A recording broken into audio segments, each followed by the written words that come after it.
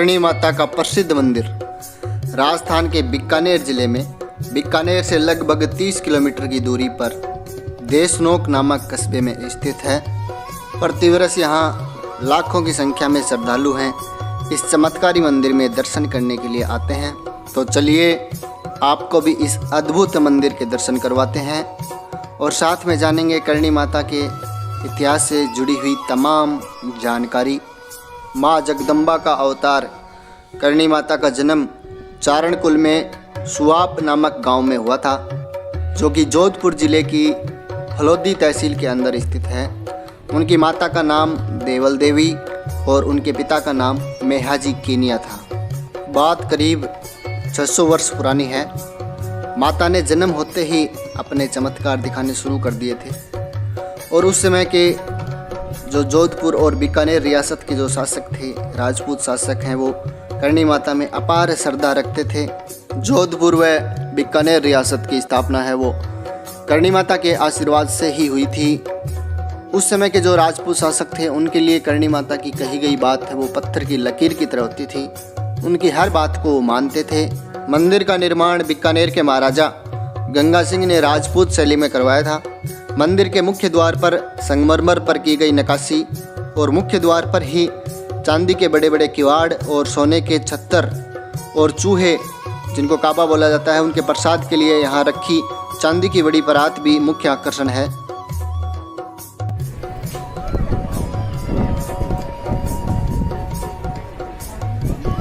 और ये देखिए संगमरमर पर की गई शानदार नक्काशी का कार्य देखने लायक है। और जो मुख्य दरवाज़ा है वो भी बहुत ही शानदार बनाया गया है और उसके ऊपर जो नक्काशी की गई है आकर्षण का केंद्र है। देखिए मुख्य दरवाज़ा, दोनों दरवाजे हैं वो इसी तरीके से अलग अलग तरह के चित्रकारी नक्काशी इस पे की गई है। और ये मंदिर देश विदेश में चूहों वाली देवी के नाम से भी प्रसिद्ध है। और ये चूहे कोई आम चूहे नहीं हैं। जितनी श्रद्धा करणी माता के प्रति है भक्तों की, उतनी ही श्रद्धा इन चूहों के प्रति रहती है इस मंदिर में।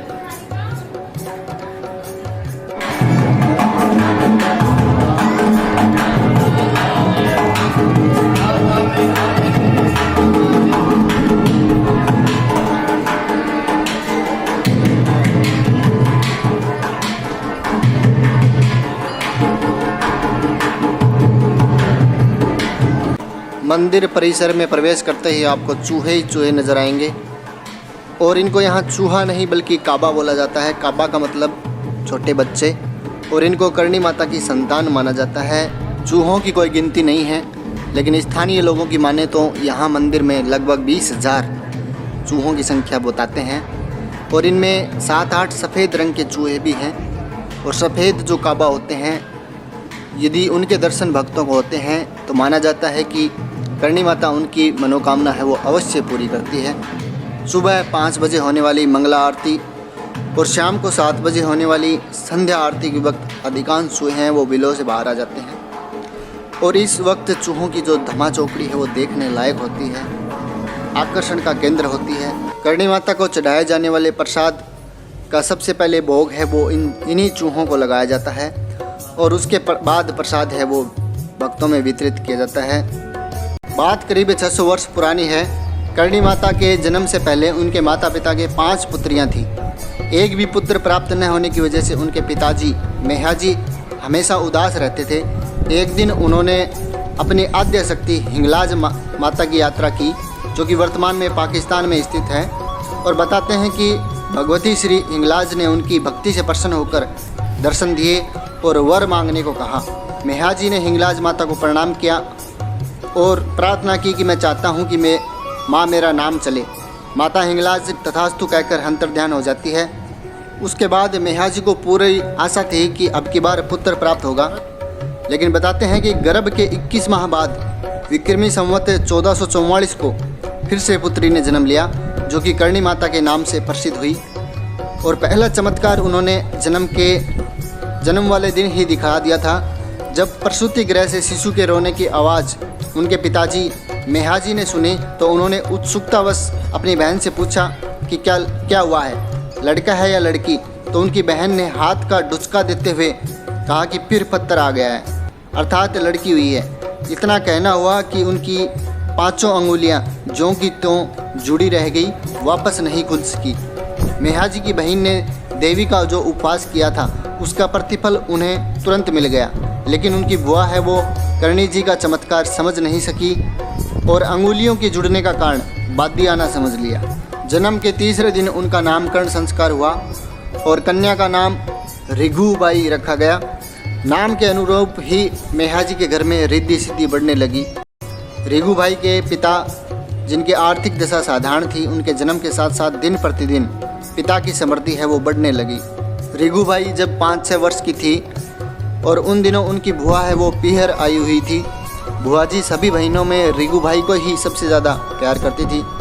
एक दिन वे उनको स्नान कराकर उनके बाल बना रही थी, तो दोनों हाथों से ठीक से बाल नहीं बना पाने के कारण रिघुबाई ने उनका हाथ के बारे में पूछा कि क्या हुआ। तो उन्होंने जन्म के समय की सारी घटना सुनाई और फिर श्री करणी जी ने उनका हाथ अपने हाथ में लेकर कहा कि आपका हाथ तो बिल्कुल ठीक है, क्यों बहाना बनाती हो।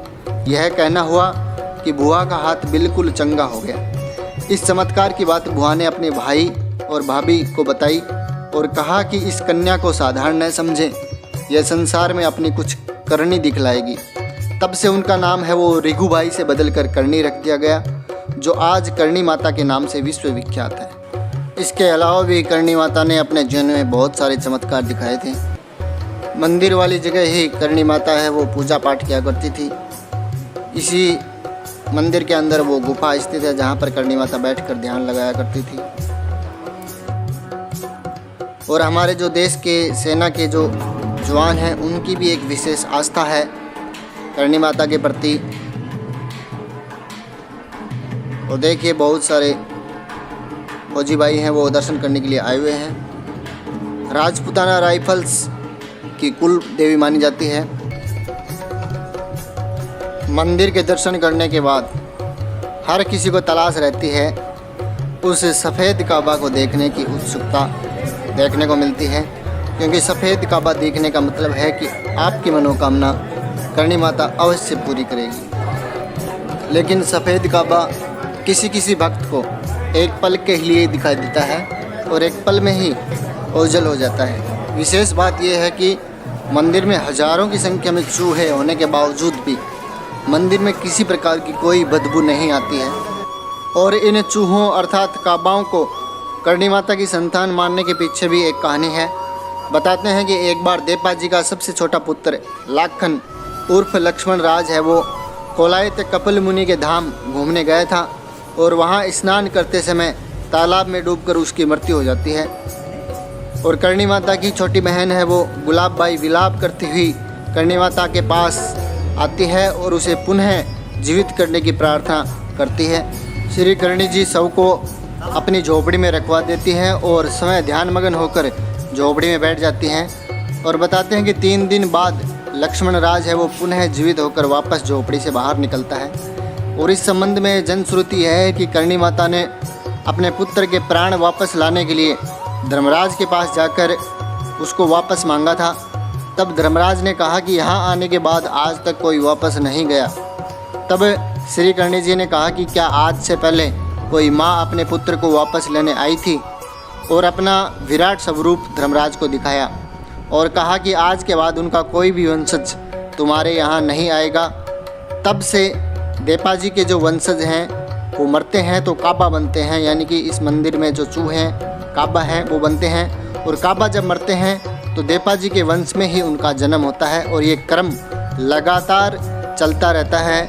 इसलिए इन चूहों को करणी माता की संतान माना जाता है। और ख़ास बात यह है कि किसी भी काबा अर्थात चूहे की मृत्यु होने के बाद मनुष्य की तरह ही उनका पास में मंदिर के पास में शमशान घाट बना हुआ है, वहाँ पर इनका अंतिम संस्कार किया जाता है। और विशेष बात यह है कि ये चूहे सिर्फ मंदिर में ही दिखाई देंगे। मंदिर के बाहर बहुत सारी दुकानें हैं, वहाँ पर आपको एक भी चूहा काबा नज़र नहीं आएगा। और अब आपको दिखाते हैं नेहड़ी जी का मंदिर, जहाँ पर 11 माह तक करणी माता ने निवास किया था पर्ण कुटिया बनाकर, जो कि देशनोक से 2 किलोमीटर की दूरी पर स्थित है। अपने ससुराल का परित्याग करने के बाद करणी माता यहीं पर आकर रही थी और यहाँ जालों के जोहड़ में अपना स्थायी निवास है वो बनाती हैं और यहीं पर झोपड़े बनवा कर रहना शुरू कर देती हैं।